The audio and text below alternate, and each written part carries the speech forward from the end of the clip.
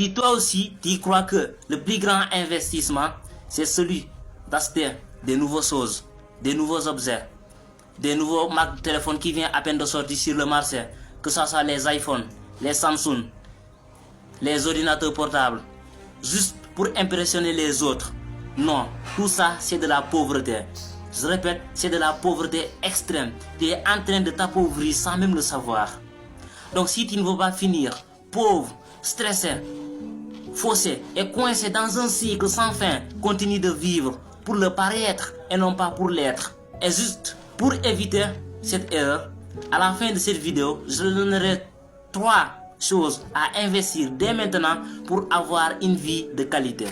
Tout d'abord, l'un des plus grands investissements que tu peux t'offrir à toi-même, c'est le numéro 1. C'est d'investir sur ta santé. Ta santé devrait être ta priorité. Mais le paradoxe, c'est beaucoup de gens sont prêts à sacrifier leur santé juste pour avoir de l'argent. Ensuite, il faut dépenser tout cet argent-là juste pour récupérer leur santé. Et en ce moment-là, ça sera trop tard.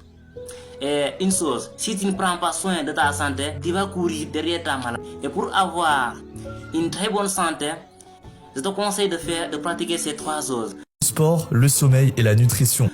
C'est avoir une bonne nutrition, ne pas manger de n'importe quoi, 2.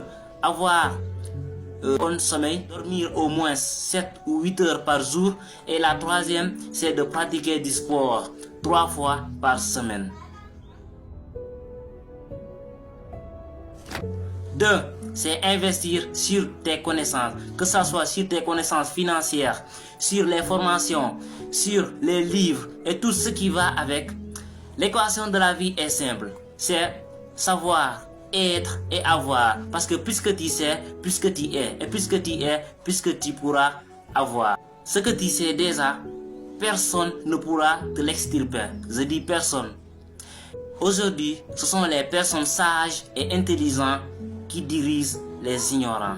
Et si tu es ignorant, c'est de la pauvreté intellectuelle. 3.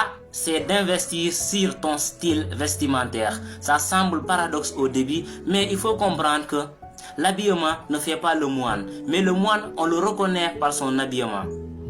La manière dont tu t'habilles va déterminer parfois qui tu es. Donc, il faut savoir t'habiller correctement, comme il faut et quand il faut. Surtout, je te remercie vraiment d'avoir regardé cette vidéo jusqu'à la fin. Et comme toujours, c'est Nyamba. Si quelqu'un d'autre a pu le faire, toi aussi, tu peux le faire.